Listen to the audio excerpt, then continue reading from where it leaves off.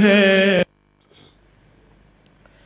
اعوذ باللہ من الشیطان الرجیم، بسم اللہ الرحمن الرحیم۔ خواتین و حضرات، السلام علیکم ورحمۃ اللہ وبرکاتہ و مغفرتہ۔ پروگرام احکام شریعت اور فقہ حنفی سے متعلقہ مسائل کے ساتھ ایک دفعہ پھر آپ کے سامنے موجود ہے۔ یہ مہینہ صفر المظفر کا مہینہ کہلاتا ہے۔ مظفر اسے کہتے ہیں جس کو کامیابی دے دی گئی ہو۔ اسی سے آپ تھوڑا سا اندازہ کر سکتے ہیں کہ جب سفر کے مہینے کو مظفر قرار دیا جاتا ہے تو یہ مہینہ کوئی منحوس مہینہ نہیں ہے، یہ مہینہ کوئی بلاؤں، آفتوں یا مصیبتوں کے نزول کا مہینہ نہیں ہے۔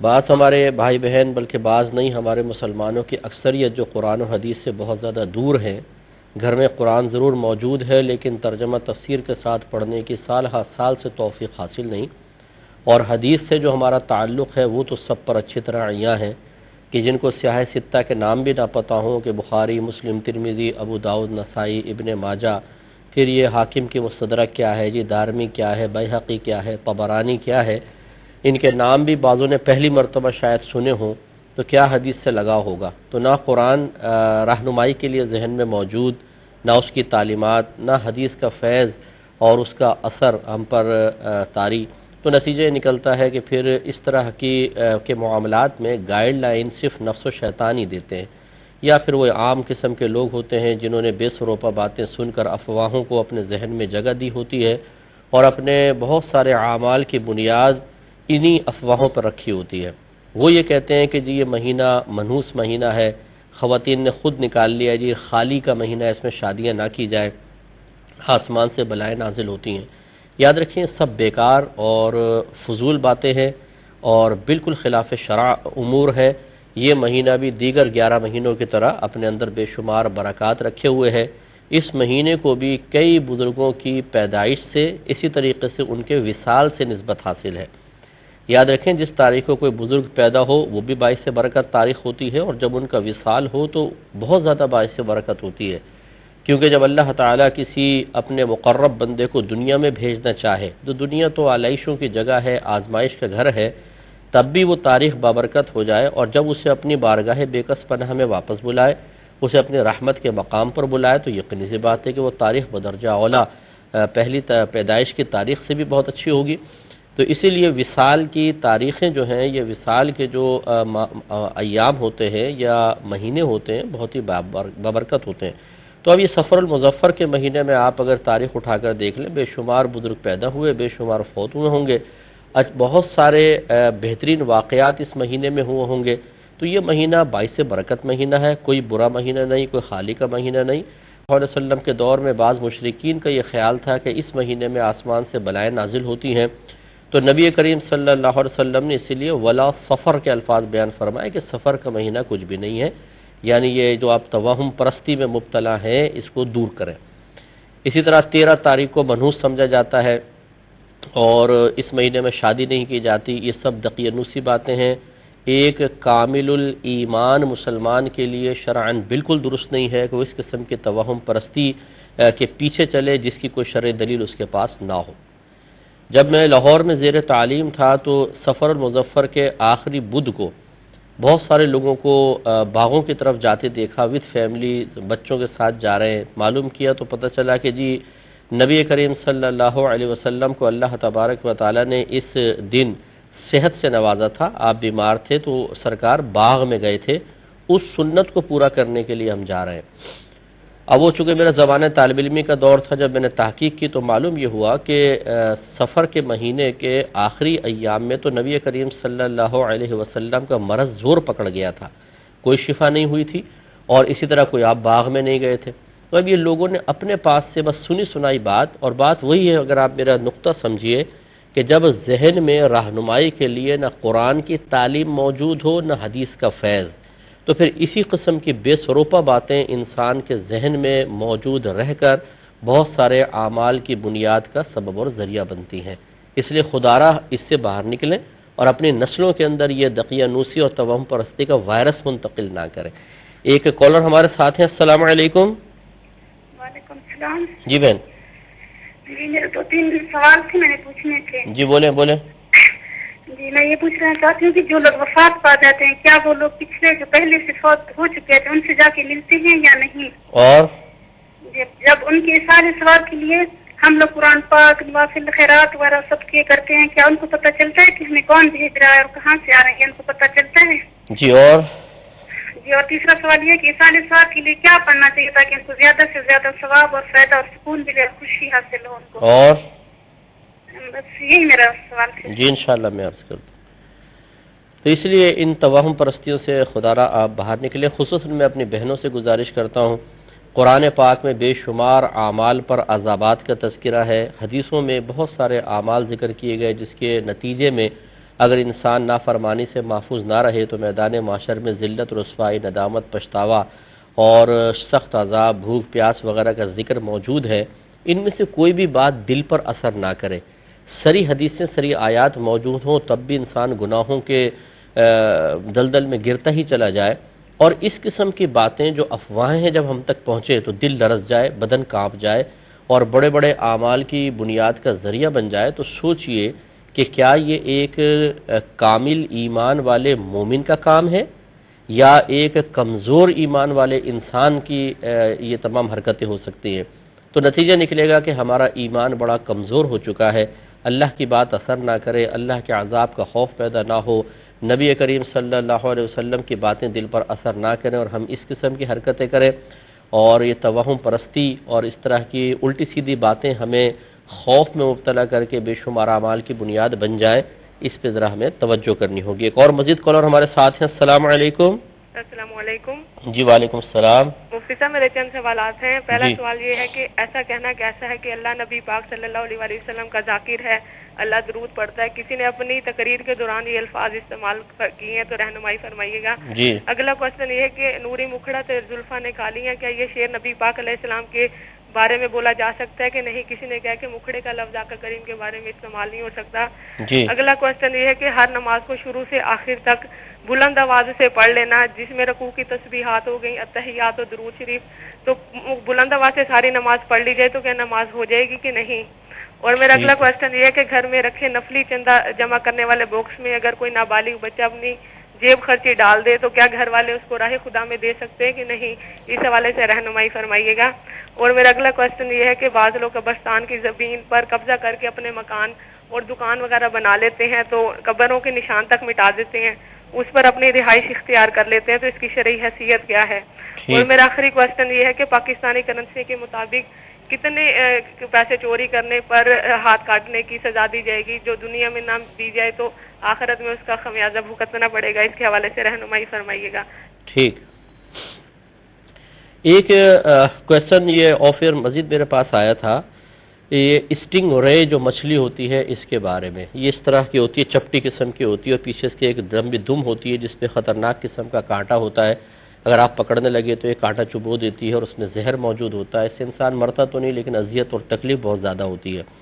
تو آج کل فشریز وغیرہ پر یہ مچھلیاں بہت زیادہ سیل ہو رہی ہیں اور اس کی فنگر فش بہت بہترین بنتی ہے، اس کے علاوہ اس کے پیسز نکال کر وہ تلنے میں بھی بہت اچھے کام آتے ہیں۔ تو کسی نے پوچھا ہے کہ یہ سنا ہے کہ اس کا گوشت کھانا حرام ہوتا ہے اور اس کو سمندری چمگادڑ قرار دیا گیا ہے، کیا یہ صحیح ہے؟ دیکھیں اصول یاد رکھیے گا، امام اعظم ابو حنیفہ رضی اللہ تعالی عنہ کے نزدیک سمندر یعنی سی فوڈ آپ یہ لے لیں کہ سمندر کے جانوروں میں جو چیز حلال ہے وہ صرف مچھلی ہے، باقی تمام حرام ہیں امام اعظم رضی اللہ تعالیٰ عنہ کے نزدیک، جبکہ امام شافعی رضی اللہ تعالیٰ عنہ تمام سی فوڈ کو جائز قرار دیتے ہیں۔ اب مچھلی کسے کہتے ہیں یہ کوئی شریعت کی طرف سے اس کی تعریف مقرر نہیں ہے، بلکہ اصول یہ ہوتا ہے کہ جب شریعت نے کسی چیز کی مکمل معرفت اور وضاحت نہ دی ہو تو پھر اس فیلڈ سے تعلق رکھنے والوں کا قول اور آپ کے زمانے کا عرف اس کی دلیل بنتا ہے۔ چنانچہ اگر مچھیرے اس کو مچھلی قرار دیں یا کسی بھی چیز کو مچھلی قرار دیں یا آپ کے شہر میں، آپ کے محلے میں، آپ کے علاقے میں اسے مچھلی ہی قرار دیا جا رہا ہو تو مچھلی ہے، اور اسے غیر مچھلی کہیں تو غیر مچھلی ہے۔ اب اسٹنگ رے کو کوئی بھی ایسا نہیں ہے کہ میں نے بہت ڈاکیومنٹریز بھی دیکھی ہیں، مجھے بہت شوق ہے اس طرح کی چیزیں دیکھنے کا، کہ کسی نے اس کو فش کے علاوہ کچھ اور قرار دیا ہو، تو یہ باقاعدہ مچھلی ہے۔ اب مچھلی جب ہے تو اس کا کھانا بالکل حلال ہے، آپ اس کے فنگر فش بنا کر کھائیں، ویسے پیسز کر کے کھائیں، کیسے بھی تل کر کھائیں، سالن بنائیں، شرعی لحاظ سے بالکل جائز ہے، اور اس کا سیل کرنا جب جائز ہے تو اس کو بیچنا، اس کا خریدنا بھی بالکل طیب اور حلال ہے۔ بلکہ میں دار ادب میں رہ کر ایک گزارش یہ کرتا ہوں کہ جس چیز کو اللہ تبارک و تعالیٰ اور اس کے رسول کریم صلی اللہ علیہ وسلم نے طیب اور حلال قرار دیا ہو، اسے حرام کہنا بہت بڑا گناہ کبیرہ ہے۔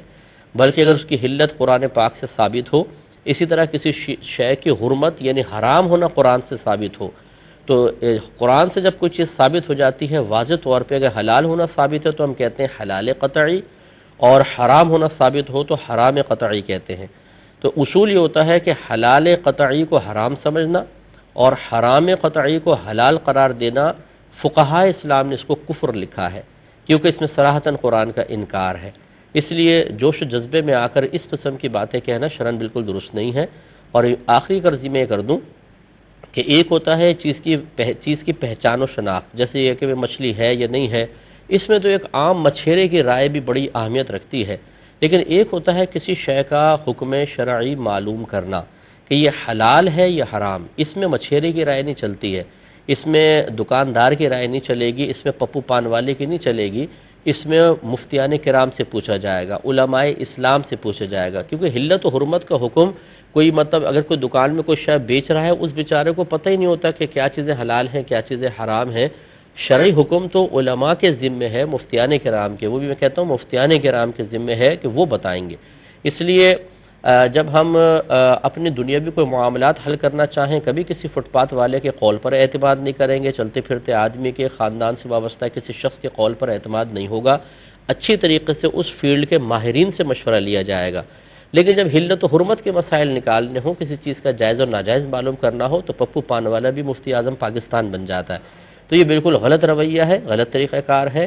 خلاصہ کلام یہ ہے کہ اسٹنگرے کا کھانا بالکل طیب حلال ہے، اگر کوئی اس کو بیچ رہا ہے، خرید رہا ہے، اس کو لوگوں کو کھلا رہا ہے، بالکل حلال ہے، اس میں کوئی شرعی طور پہ گرفت نہیں ہے۔ ایک اور کالر ہمارے ساتھ ہیں۔ السلام علیکم۔ ہلو، السلام علیکم۔ جی وعلیکم السلام۔ جی میں مردان سے شیراز بات کر رہا ہوں، ایک ایشو ہے اس پہ۔ تھوڑا سا زور سے بولیں گے، تھوڑا سا زور سے۔ میں مردان سے بات کر رہا ہوں، شیراز نام ہے میرا۔ جی شیراز بھائی فرمائیے۔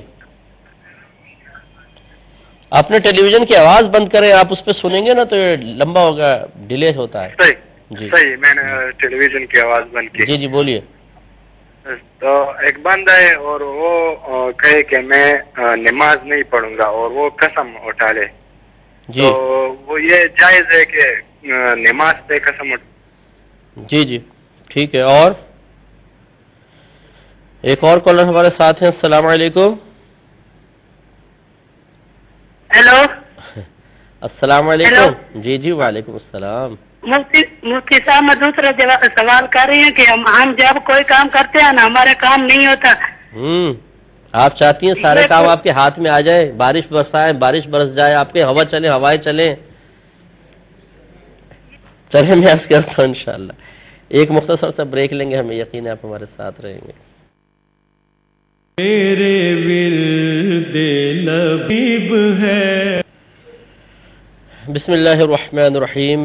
مزید جوابات لیتے ہیں۔ ایک بہن نے فرمایا کہ جب کسی شخص کا انتقال ہو جائے تو کیا وہ پہلے سے فوت شدہ رشتہ داروں یا دیگر لوگوں کے ساتھ ملاقات کرتا ہے یا نہیں؟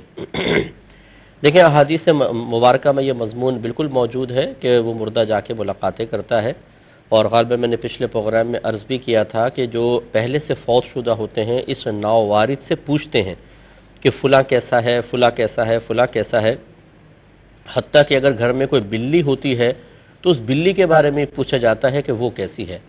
ہاں یہ ایک تشویشناک مزید اس میں اضافہ ہے کہ پھر وہ پوچھتے ہیں کہ فلاں شخص کیسا ہے، تو وہ کہتا ہے کہ وہ تو مجھ سے پہلے فوت ہو گیا، کیا تمہارے پاس نہیں آیا؟ وہ کہتے ہیں نہیں یہاں تو نہیں پہنچا۔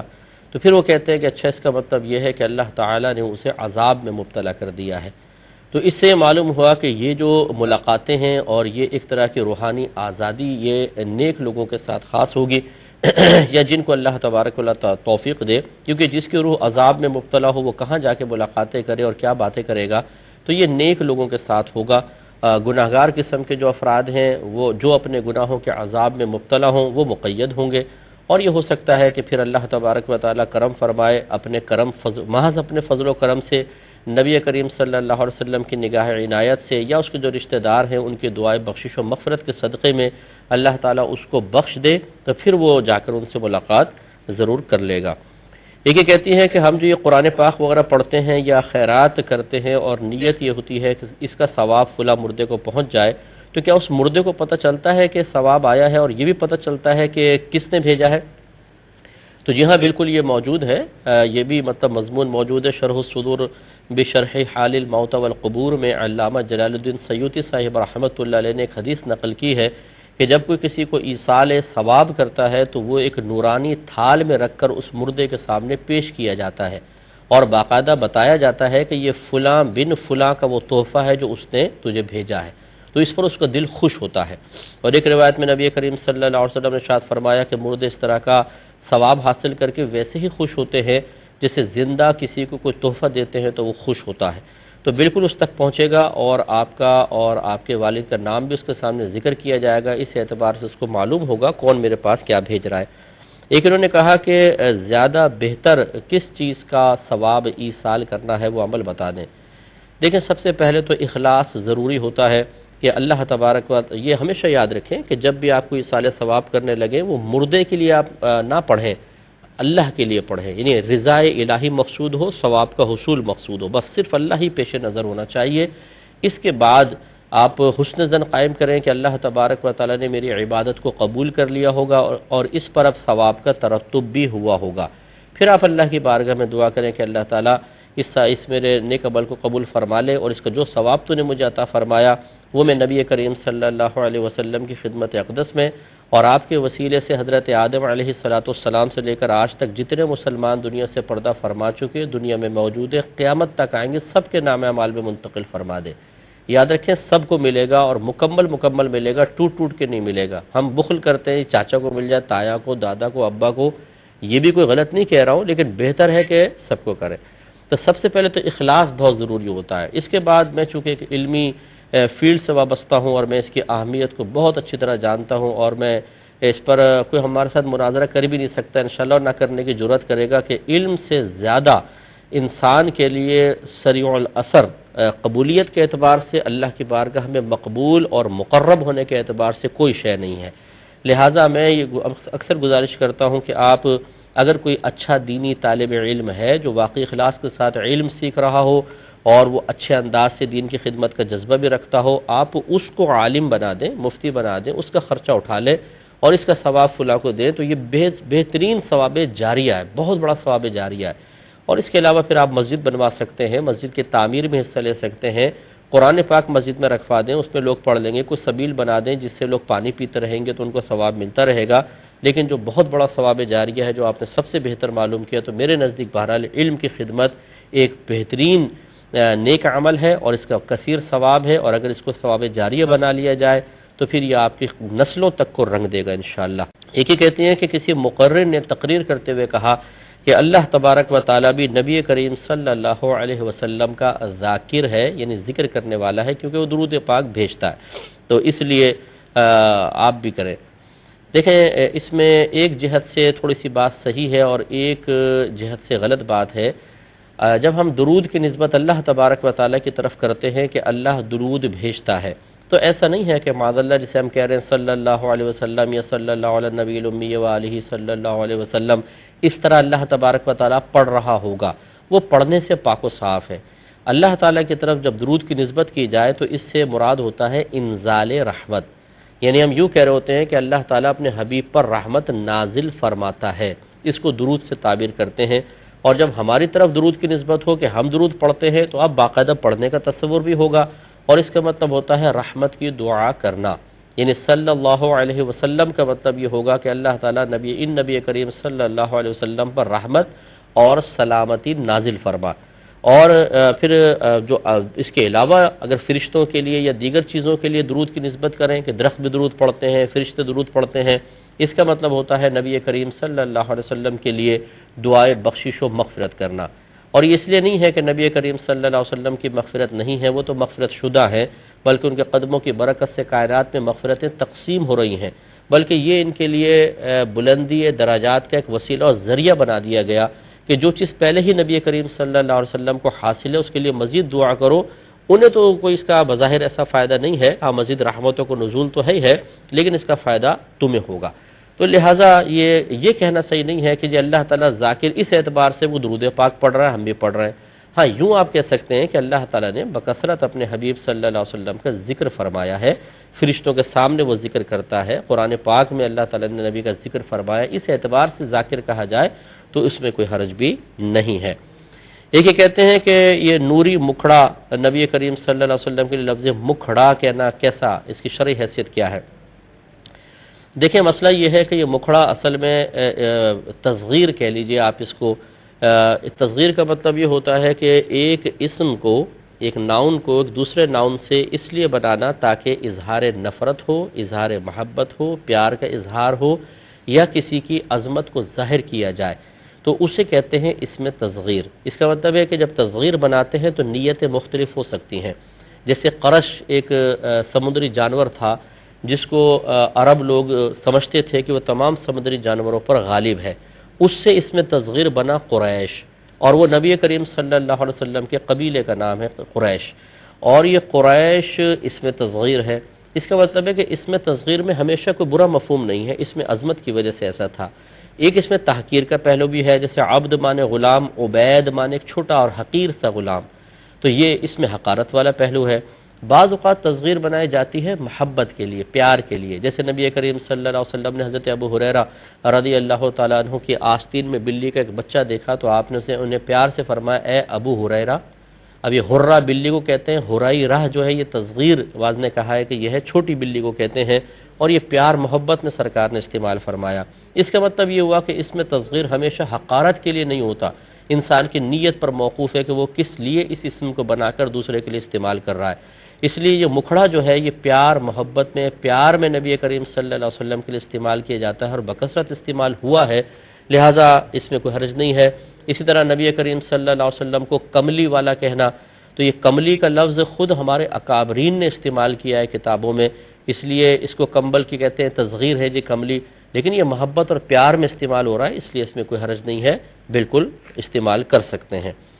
ایک انہوں نے کہا کہ کیا اگر کوئی شخص اکیلے نماز پڑھ رہا ہو اور وہ بلند آواز سے پوری نماز ختم کر دے، یعنی ثنا بھی بلند آواز سے، پھر آخر میں قرات وغیرہ تو ہے ہی ہے، پھر التحیات درود شریف دعا بھی بلند آواز سے پڑھے تو کیا حکم شرع ہوگا؟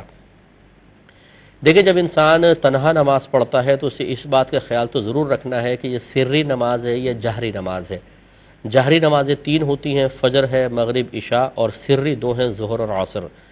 سری نمازوں میں آہستہ قرات کی جاتی ہے اور جہری نمازوں میں منفرد کو اختیار ہے کہ وہ آہستہ پڑھے یا بلند آواز سے. لہذا اگر سری نماز میں کسی نے الحمد شریف یا سورت کو اتنی آواز سے پڑھا کہ اگر اطراف میں 4-5-6 لوگ ادھر اور 4-5-6 لوگ ادھر ہوتے، ان تک آرام سے آواز پہنچ جاتی، تو پھر اس نے سری کو جہری بنایا اور یہ شرعاً درست نہیں ہے، نہ امام کے لیے درست ہے نہ منفرد کے لیے. لیکن جو باقی جہری نماز ہے اس میں امام صاحب کو تو جہر واجب ہوگا، لیکن منفرد شخص اگر پڑھ رہا ہے تو اس کے لیے ضروری نہیں ہے کہ وہ جہر سے پڑھے، وہ سری بھی کر سکتا ہے. باقی جتنی تسبیحات وغیرہ ہوتی ہیں ان میں سر سنت ہے، سر. لہٰذا اگر کسی نے منفرد نے کوئی جہری نماز ہے یعنی جس میں قرات جہر سے وہ کر سکتا ہے، فجر ہے، عصر، عشاء، اس میں بھی جو تسبیحات وغیرہ ہے ان سب کو آہستہ پڑھنا، اسی طرح التحیات ہے، درود شریف دعا ہے، آہستہ پڑھنا ہی افضل اور اولا ہے. اور آہستہ کی تعریف یہی ہے کہ اتنی آواز سے پڑھے کہ اپنے کان تک سنے. اگر اس نے اتنی بلند آواز سے پڑھا کہ 5-6 ادھر افراد ہوتے تو سن لیتے، یہ جہر بنا اور یہ خلاف سنت ہوا. لہٰذا یاد رکھیں جہاں جہر ہے جہر ہو، جہاں سر ہے اگر واجب ہے سری نماز یعنی اس کو پڑھنا واجب ہے کہ آہستہ پڑھا جائے، جیسے سری نماز میں قراءت تو آہستہ پڑھے. اسی طرح جتنا پڑھنا آہستہ پڑھنا سنت ہے، جیسے تسبیحات وغیرہ بشمول التحیات درود شریف دعا وغیرہ کے، ان کو آہستہ پڑھنا ہی سنت ہوگا. جہاں آہستہ پڑھنا واجب تھا اگر بلند آواز سے پڑھا تو ترک واجب لازم آیا، اور جہاں آہستہ پڑھنا سنت تھا وہاں پہ بلند آواز سے پڑھا تو ترک سنت لازم آیا، ثواب میں کمی ہوگی. حکم آپ خود ہی سمجھ سکتی ہیں. یہ کہتی ہیں اگر گھر میں کوئی چندے کا باکس رکھا ہو کہ چلیں اس میں پیسے جمع ہو جائیں گے تو پھر ان کو نیک کام میں خرچ کریں گے، خیرات وغیرہ کر دیں گے، تو گھر کا اگر کوئی نابالغ اس میں پیسہ ڈال دے تو کیا حکم شرع ہوگا؟ دیکھیں نابالغ کا صدقہ مقبول ہوتا ہے، وہ کسی کو تحفہ نہیں دے سکتا، گفٹ نہیں دے سکتا، لیکن اگر وہ نیک عمل کرتا ہے، وہ کسی فقیر کو دے دیتا ہے تو اس کا یہ دینا کوئی برا نہیں ہے، اور باقاعدہ اس پہ ثواب کا ترتب بھی ہوگا، تو اس لیے اگر وہ ڈال دے تو کوئی حرج نہیں ہے، آپ اس کو خیرات کر سکتے ہیں۔ ایک یہ کہتے ہیں کہ بعض لوگ قبروں کو مسمار کر دیتے ہیں اور ان پر دکانیں یا باقاعدہ رہائش بنا لیتے ہیں، ایسا کرنا کیسا ہے؟ دیکھیں ہمارا مذہب اسلام جس طرح ایک زندہ مسلمان کے احترام کا حکم دیتا ہے کہ نبی کریم صلی اللہ علیہ وسلم نے اپنے آخری خطبے میں ارشاد فرمایا کہ ایک مسلمان پر دوسرے مسلمان کی جان، مال اور عزت و آبرو کو اللہ نے حرام فرما دیا ہے، تو اچھی طرح یاد رکھیں کہ زندہ آدمی کا یہ احترام ہے، لیکن نبی کریم صلی اللہ علیہ وسلم نے مرنے کے بعد بھی اس کے احترام کا حکم دیا، حتیٰ کہ اس سے تعلق رکھنے والی چیز یعنی قبر کے احترام کا حکم ہے۔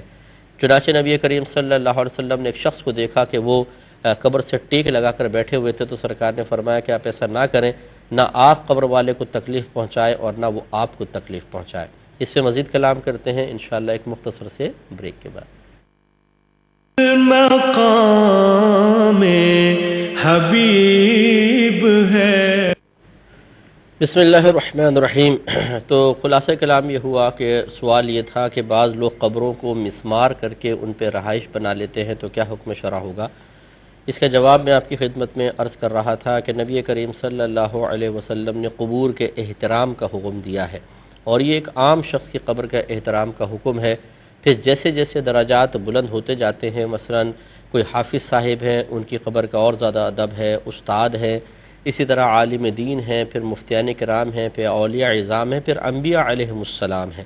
اسی لیے میں آپ کو گزارش کرتا ہوں کہ یہ جو قبروں پر چادر چڑھانے کا ایک رواج اسٹارٹ ہوا تھا یا قبے بنانے کا، اس کی بڑی وجہ یہی تھی۔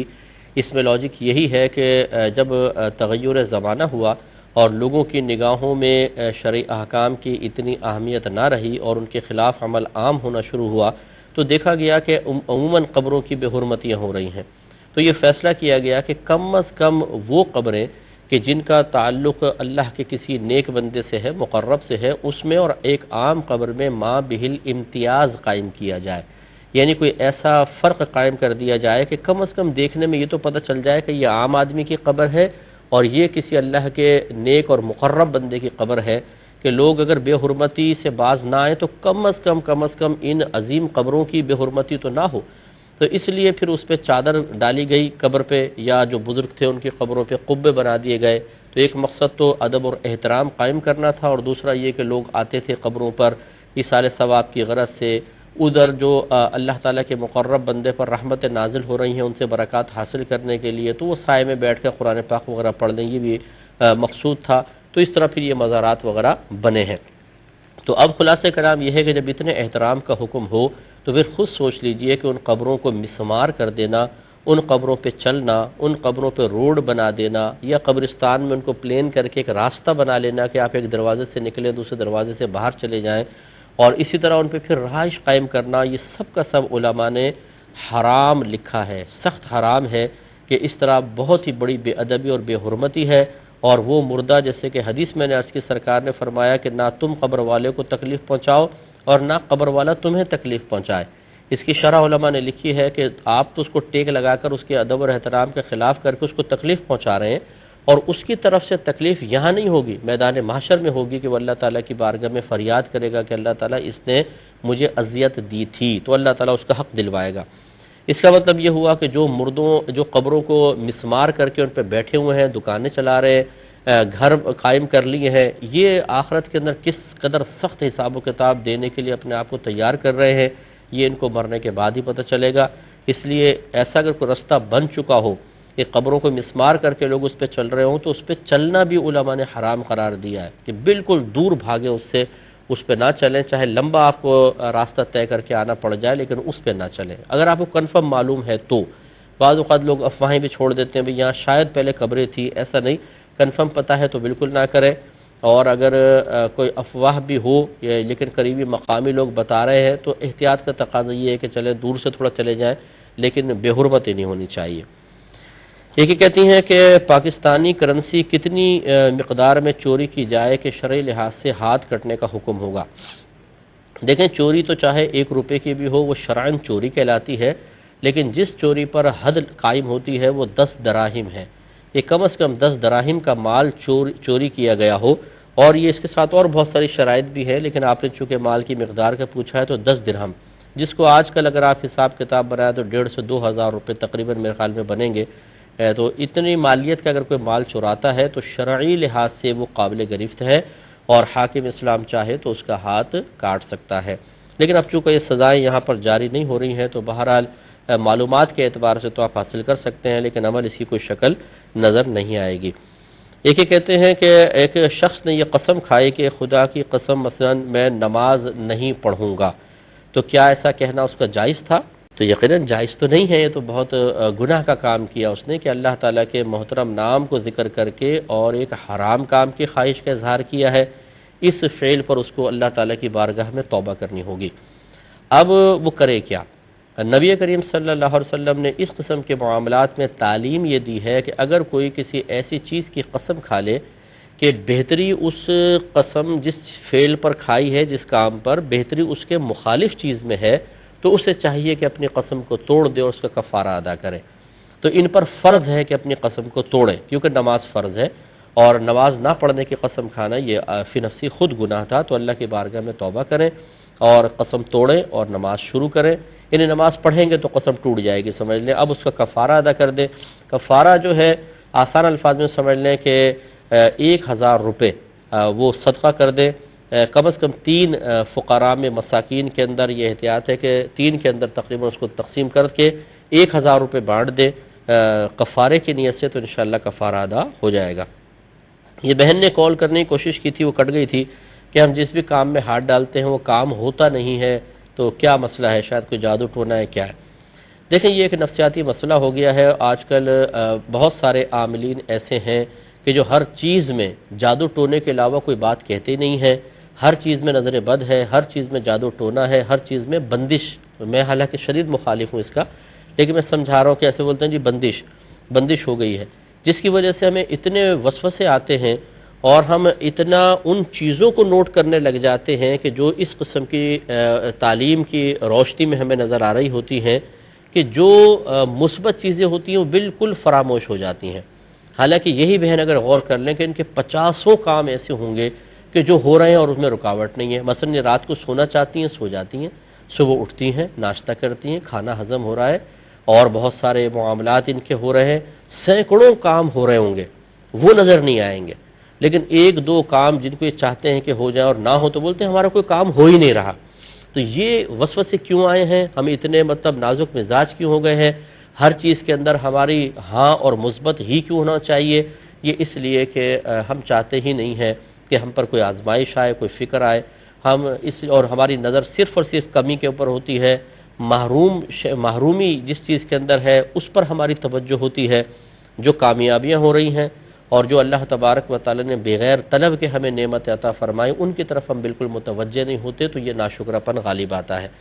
تو پہلی بات تو یاد رکھیں کہ دنیا میں آپ کو اس لیے نہیں بھیجا گیا تھا کہ اللہ تعالیٰ آپ کی مرضی کے تابع ہو کر چلے، بلکہ اس لیے بھیجا گیا تھا کہ اللہ تعالیٰ کچھ احکام آپ کو دے گا، کچھ آزمائشیں دے گا، اس پر پورے اترے تو آپ امتحان میں پاس ہوں گے، اس کے بدلے میں جنت ملے گی۔ اب یہ عجیب و غریب صورتحال ہے کہ ہمیں دنیا میں بھیجا ہے امتحان کے لیے، اور ہم یہ کہیں کہ ایگزامنر سے یہ کہیں کہ بھائی امتحان وغیرہ میں نہیں دیتا ہوں، اب میں تمہیں کہوں کھڑے ہو جاؤ تو کھڑے ہو جاؤ، بیٹھ جاؤ تو بیٹھ جاؤ، میں کہوں پانی پلاؤ تو پانی پلاؤں، میں کہوں تم کمرے سے باہر چلے جاؤ تو باہر چلے جاؤ، میں کہوں راؤنڈ لگاؤ تو راؤنڈ لگاؤ۔ یہ تو ڈیمانڈ نہیں چلے گی۔ یہ ہمارا ذہن بن چکا ہے کہ ہم چاہتے ہیں کہ اللہ تعالیٰ ہماری مرضی کے تابع ہو جائے، جو ہم چاہیں فوراً عطا فرمائے، نہیں دے گا تو ہم باغی ہو جائیں گے، شکوے کریں گے۔ تو میں بہن سے گزارش کرتا ہوں، یہ آپ ہی کے ساتھ نہیں میرے ساتھ بھی ہے، 50 کام ایسے ہوتے ہیں جو نہیں ہو پاتے، سینکڑوں کام بغیر محنت کے بھی ہو جاتے ہیں، تو ہم جو ہو جاتے ہیں نا اس پہ نگاہ رکھ کر اللہ کا شکر ادا کرتے ہیں، اور جو نہیں ہوتے ان کو اپنے شامت اعمال تصور کرتے ہیں۔ باقی دنیا آزمائش کا گھر ہے، یہاں یہ تمنا کرنا کہ ہمارا ہر کام ہو جائے نہیں ہوگا، اللہ تعالیٰ ہماری مرضی کے تابع نہیں ہوگا، ہمیں اس کے مرضی کے تابع چلنا پڑے گا۔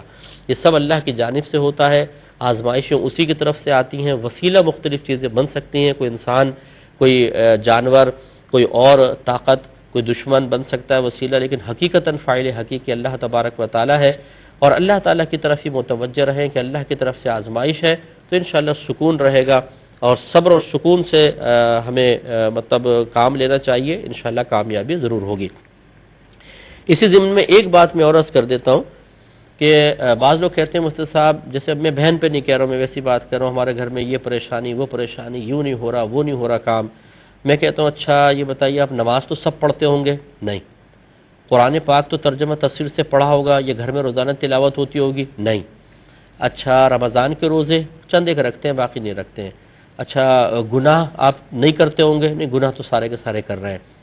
تو ہر کام ہم کر رہے ہیں غلط قسم کا، پھر کہتے ہیں کہ پتہ نہیں گھر میں برکت کیوں نہیں ہوتی، ہمارے کام کیوں نہیں ہوتے۔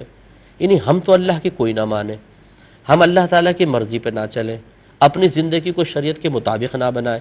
معاذ اللہ ہم نے یہ کہاں سے اپنا ذہن بنا لیا کہ اللہ تعالیٰ ہماری مرضی کے مطابق چلے، ہم اشارہ کریں اور اللہ تعالیٰ فوراً ہمارا کام کر دے۔ بھائی گناہوں سے بچیں، نمازیں پڑھیں، علم سیکھیں، قرآن پاک کی تلاوت کریں، یہ کام ہم کر نہیں رہے، گھر میں برکت کیسے آئے گی؟